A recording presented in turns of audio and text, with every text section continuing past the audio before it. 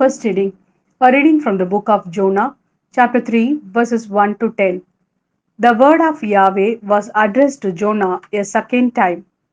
Up, he said, go to Nineveh, the great city, and preach to it as I shall tell you. Jonah set out and went to Nineveh in obedience to the word of Yahweh. Now Nineveh was a city great beyond compare. To cross it took 3 days. Jonah began by going a day's journey into the city and then proclaimed, only 40 days more and Nineveh will be overthrown. And the people of Nineveh believed in God.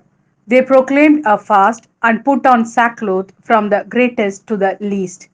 When the news reached the king of Nineveh, he rose from his throne, took off his robe, put on sackcloth, and sat down in ashes.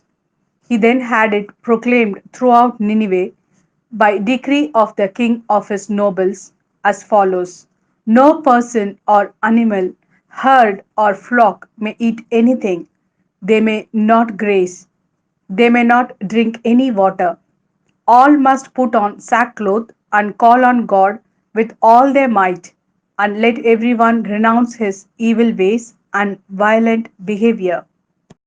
Who knows? Perhaps God will change his mind and relent and renounce his burning wrath, so that we shall not perish.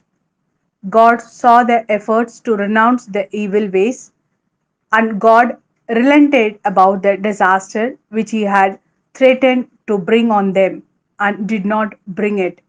This is the word of Lord. Thanks be to God. A reading from the Gospel according to Luke chapter 11, verses 29 to 32. The crowds got even bigger, and he addressed them. This is an evil generation. It is asking for a sign. The only sign it will be given is the sign of Jonah. For just as Jonah became a sign to the people of Nineveh, so will the Son of Man be a sign to this generation.